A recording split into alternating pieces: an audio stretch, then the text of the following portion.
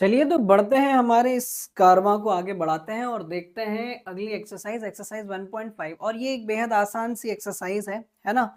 ना केवल आपके 9th क्लास के पॉइंट ऑफ व्यू से वरन ये जो इस टाइप के क्वेश्चंस हैं आपको आगे आने वाले कॉम्पिटिटिव एग्जाम्स के लिए बहुत अच्छे से तैयार करते हैं। तो चलिए इन क्वेश्चंस को करने से पहले कुछ चीज़ें अगर आपको आती हैं तो ये सब करना बहुत आसान हो जाता है। जैसे फॉर एग्ज़ाम्पल मैं आपसे बोलूँ कि कुछ चीज़ें तो आप याद कर ही लो, जो आपको हमेशा इम्प्रेस करने के लिए भी काम आएँगी और मैथ्स को इम्प्रूव करने के लिए भी काम आएँगी, है ना? तो फॉर एग्ज़ाम्पल जैसे ये 2, 4, 8, 16, 32, 64, 128, 256, 512, 1024, 20, 48, 40, 96, 8192, 16384, 32, 32, 768, 65, 536, 65, 536, 13, 10, 72, 26, 21, 44, 52, 42, 88 और 10, 48, 576। अब कहने लगे सर ये क्या पागल हो गए हो क्या, ये क्या करे जा रहे हो? तो बच्चों ये मैं बता देता हूँ आपको, ये है 2 की पावर्स, है ना? थोड़ा सा समय लगेगा, याद कर लो तो बेहतर रहेगा, है ना? ये एक बार याद हो जाती है तो आपका कैलकुलेशन पार्ट जो है वो स्ट्रांग हो जाता है। ठीक है, 2 की पावर 5 की पावर 5, यह है 2 की पावर 6, 2 की पावर 7, 2 की पावर 8, 2 की पावर 9, 2 की पावर 10, यह है 2 की पावर 11, पावर 12, 2 की पावर 13, 2 की पावर 14, पावर 15, 2 की पावर 16, 2 की पावर 17, 2 की पावर 18, की पावर 19 और 2 की पावर 20, है ना? ये एक बार आप लोग अगर थोड़ा सा समय देकर याद कर लेंगे तो निश्चित रूप से जीवन पर्यंत ये आपके काम आने वाली है। ठीक है, पहली चीज तो ये। दूसरी चीज, आपको लॉज ऑफ एक्सपोनेंट मालूम होने चाहिए, है ना? तो लॉज ऑफ एक्सपोनेंट में एक बार आप लोगों को रिवाइज करा देता हूँ। क्या होते हैं laws of exponent? Laws of exponent,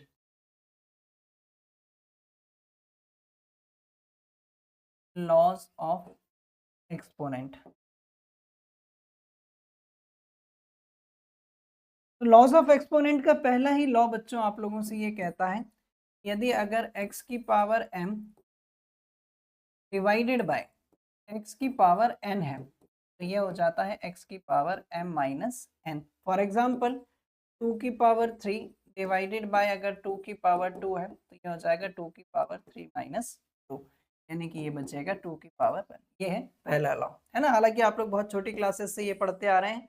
दूसरा लॉ हमसे ये कहता है x की power m divided by x की पावर n है, सॉरी मल्टीप्लाई होगा ना, डिवाइड तो हो गया एक बार, मल्टीप्लाई x की पावर n है तो ये एक्सपोनेंट्स ऐड हो जाती हैं, है ना? फॉर एग्जांपल 2 की पावर 3 इंटू 2 की पावर 2 है तो ये हो जाएगा 2 की पावर 3 प्लस 2 यानी कि पावर 5। ठीक, तीसरा लॉ हमसे ये कहता है, यदि अगर x की power m whole power n है तो ये हो जाता है बच्चों x की पावर mn। फॉर एग्जांपल 2 की पावर 3 और होल पावर 2 है तो 2 की पावर 3 इंटू यानी कि 2 की पावर रहेगा। ठीक, चौथा लॉ हमसे ये कहता है कि यदि अगर x की पावर m इंटू वाई की पावर m है तो ये हो जाएगा हमारे पास एक्स वाई की होल पावर m, यानी कि अब बेस डिफरेंट है, पावर सेम है। मैंने कहा कि 2 की पावर 3 इंटू 3 की पावर 3 ये हो जाएगा 2 इंटू 3 पावर 3, है ना? एडिशन हो गया, सब्ट्रैक्शन हो गया, मल्टीप्लिकेशन हो गया। ठीक, पांचवा लॉ हमसे ये कहता है कि यदि अगर सपोज मान लीजिए कि x की पावर 0 है, तो किसी की भी पावर 0 हो वो हमेशा क्या होता है, 1 होता है। ध्यान रखिएगा मैथ्स में हमेशा किसी की भी पावर 0 हो वो हमेशा क्या होता है, 1 होता है। ठीक, छठवां लॉ हमसे ये कहता है कि यदि अगर x की पावर -1 है तो आ जाएगा 1/x हो जाएगा, है ना। आप किसी भी चीज को, आप, मैं जैसे एग्जांपल देकर आपसे बात करूं, यदि अगर x की पावर -2 है तो आप इसे 1/x² लिख सकते हैं, या फिर अगर ऐसा कुछ लिखा हुआ है कि 1/x⁻² है तो आप इसे ऐसा भी लिख सकते हैं। इतनी चीजें आपको मालूम है तो अगली एक्सरसाइज करने में हमें बहुत ज्यादा दिक्कत नहीं होने वाली है। तो चलिए देख लेते हैं, है ना। मैं यहाँ पर थोड़ा सा रफ कर लूँ इसको तो मुझे काम करना आसान होगा। ठीक, अब ये देखिएगा यहाँ पर 2 की पावर्स हमारे कितने काम आने वाली हैं। ठीक है, यहाँ पर 2 की पावर्स हमारे कितने काम आने वाली हैं। ठीक, तो बच्चों, मन के सच्चों, ये भाग रहा है, रहना, कहीं नहीं भागना है। जब तक बच्चे मैथ्स नहीं सीख जाते हैं ना तब तक आईडी भाग रही है, बताओ सारा। चलिए देखिए, पहला क्वेश्चन हमें क्या दिया गया है, 64 की पावर 1/, ठीक है। मुझे तो मालूम है कि 2 की पावर कितना 64 होता है, 2 की पावर 2 4 8 16 32 64, यानी कि 2 की पावर 6 जो होता है वो 1/2 64 होता है। तो मैंने इसको ऐसा लिखा 1/2। ठीक, अब यदि अगर ये इस तरीके से है तो पावर मल्टीप्लाई हो जाती है, कैंसिल करूंगा तो बचे पावर 3 होता है। क्लियर है। चलिए बात करते हैं दूसरे क्वेश्चन के बारे में, 32 की पावर 1/5, है ना। 32 की पावर 1/5, तो 32 को मैं लिख सकता हूँ 2 की पावर 5 और इसकी पावर 1/5, तो ये हो जाएगा 5 × 1/5, कैंसिल होकर बचेगा 2 की पावर 1। क्लियर है क्या, सुंदर दिख रहा हूँ मैं, है ना। मैं बार बार देखता रहता हूँ लैपटॉप में अपने आप को, सारा कॉन्फिडेंस सही चल रहा है या नहीं चल रहा है। चलिए ठीक, क्वेश्चन नंबर 3, 125 की पावर -1/, है ना, थोड़ा सा अच्छे से लिख जज से 1/, तो मैं इसको लिख सकता हूँ 5 की पावर 3, 5 की पावर 3 यही होता है ना, 5 का क्यूब। स्क्वायर और क्यूब भी याद कर ही लेना, स्क्वायर कम से कम 25 तक, क्यूब कम से कम 15 तक, है ना, हमेशा काम आएंगे। 5 की पावर 3 इंटू -1/3, इससे ये कैंसिल, 5 की पावर -1, 5 की पावर -1 तो हम लोग क्या लिख सकते हैं 1/5। तो यहाँ समाप्तम पहला क्वेश्चन। ठीक है, बढ़े अगले क्वेश्चन पर, देखते हैं क्या है next question. Laws of exponent हमने कर लिए हैं, ये है अगला क्वेश्चन। तो सेकंड का फर्स्ट पार्ट, है ना, सेकंड का फर्स्ट पार्ट, 9 की पावर 3/2, अरे ये तो यही है यार, तो हम लिख लेते हैं 3 का स्क्वायर, इसकी पावर 3/2, 3 की पावर 2 इंटू 3/2, इससे ये कैंसिल, तो ये बचेगा 3 की पावर 3, पावर 3 होता है 27, ये इसका आंसर है। ठीक, 7। चलिए बात करते हैं दूसरे क्वेश्चन की, 32 की पावर 2/5, तो अगेन ये आ गया हमारे पास 2 की पावर 5 पावर 2/5, 2 की पावर 5 इंटू 2/5, यार तो एक जैसी क्वेश्चन है, ये हो गया 4, ये इसका आंसर। ठीक है, तीसरा क्वेश्चन, 16 की पावर 3/4, 16 की पावर 3/4, तो हम इसको लिख सकते हैं 2 की पावर 4 और इसकी पावर 3/4, 2 की पावर 4 इंटू 3/4, इससे ये कैंसिल, 2 की पावर 3, ये बचेगा 8, ये इसका आंसर। यहाँ समाप्त होता है हमारा दूसरा क्वेश्चन, है ना। बढ़ जाएं क्या अगले और लास्ट क्वेश्चन की तरफ, नेक्स्ट और लास्ट क्वेश्चन, है ना।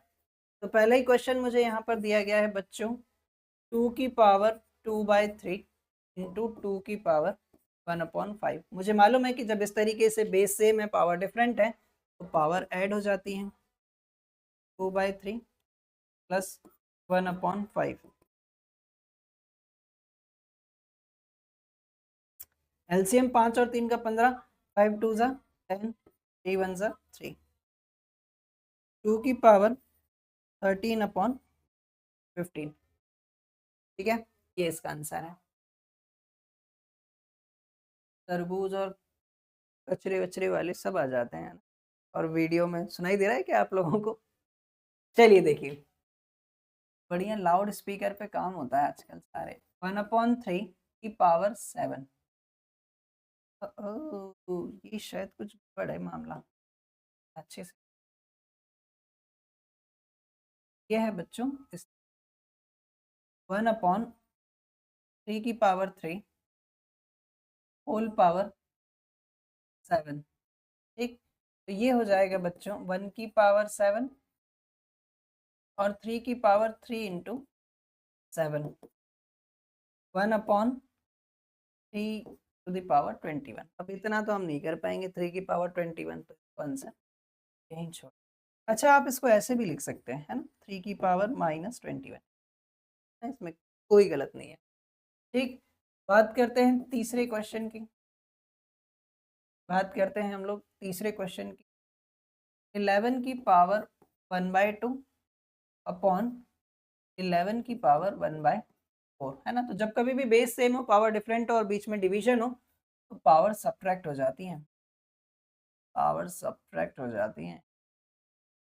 देवल की आवाज में बोल, अगर बेस डिफरेंट हो, सॉरी बेस सेम हो, पावर डिफरेंट हो, बीच में डिवीजन हो, तो पावर सब्ट्रैक्ट हो जाती है। ठीक है ना।